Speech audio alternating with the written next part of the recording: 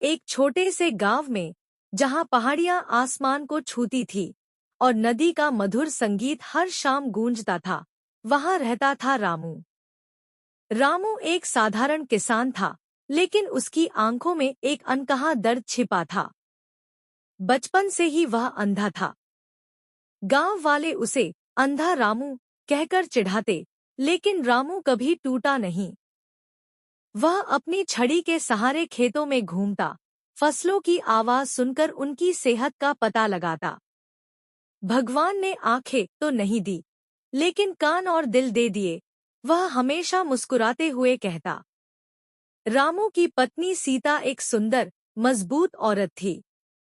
वह सुबह उठकर खेतों में काम करती, शाम को रामू के लिए गीत गाती। उनके दो बच्चे थे, बड़ा बेटा श्याम, जो 18 साल का हो चुका था और पढ़ाई के लिए शहर गया हुआ था, और छोटी बेटी रानी, जो 12 साल की मासूम बच्ची। जीवन सादा था, लेकिन खुशहाल। तभी एक दिन गांव में एक बुजुर्ग साधु आया। उसके चेहरे पर रहस्यमयी चमक थी। साधु ने रामू को बुलाया और कहा, बेटा, तेरी आंखें अंधी नहीं हैं। एक प्राचीन श्राप है जो तेरी वंश को बांधे हुए है। अगर तू हिमालय की गुफा में जाकर काला हीरा ढूंढ ले, तो न सिर्फ तेरी आंखें खुलेंगी, बल्कि तेरे परिवार का भाग्य भी बदल जाएगा। लेकिन सावधान, गुफा में राक्षसों का पहरा है। रामू हंस पड़ा, बाबा, मैं अंधा हूँ, पहाड़ कैसे चढ़ूंगा? लेकिन साधु ने एक चमत्कारी छड़ी दी, यह छड़ी तेरी आंख बनेगी। रास्ते पर फेंक देना, वह खुद बता देगा। रात भर सोचने के बाद रामू ने फैसला किया। सीता रोई, रानी चिपक गई, लेकिन रामू बोला, मैं जाऊंगा। मेरे बिना तुम्हारा क्या होगा? अगली सुबह वह निकल पड़ा। छड़ी ने सचमुच रास्ता दिखाया, कांटेदार जंगलों से होकर, ऊंची चट्टानों पर चढ़ाई करते हुए। रास्ते में भूखे भेड़िए आए, लेकिन छड़ी ने आग जला दी। नदी आई, छड़ी ने पुल बना दिया। रामू हैरान था, यह चमत्कार है या भगवान की माया? दूसरे दिन हिमालय की तलहटी में एक भयानक तूफान आया। रामू एक गुफा में छिप गया। वहां अंधेरे में एक आवाज गूंजी, कौन आया मेरी गुफा में? रामू डर गया, लेकिन हिम्मत जुटाई।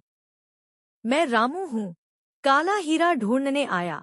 अचानक एक विशालकाय राक्षस प्रकट हुआ, काला, भयंकर, आंखें लाल।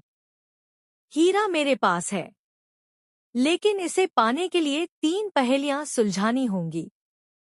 पहली, मैं बोलता हूँ बिना मुंह के, उड़ता हूँ बिना पंखों के, आता हूँ बिना पैरों के। क्या हूँ मैं? रामू सोचा, हवा। हवा, राक्षस चिल्लाया, सही। दूसरी पहेली, दिन में 4 पैर, दोपहर में 2, शाम में 3। क्या है? रामू मुस्कराया, इंसान। राक्षस गरजा। आखिरी पहेली, मैं काला हूँ, लेकिन रोशनी देता हूँ। मैं चुराया जाता हूँ, लेकिन कोई मुझे देख नहीं सकता। क्या हूँ मैं? रामू को पसीना छूट गया। सोचा, सोचा, काला हीरा ही तो है।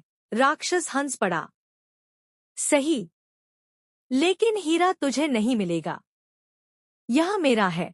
राक्षस ने हमला किया। रामू ने छड़ी फेंकी, जो चमक उठी और राक्षस को जड़ बना दिया।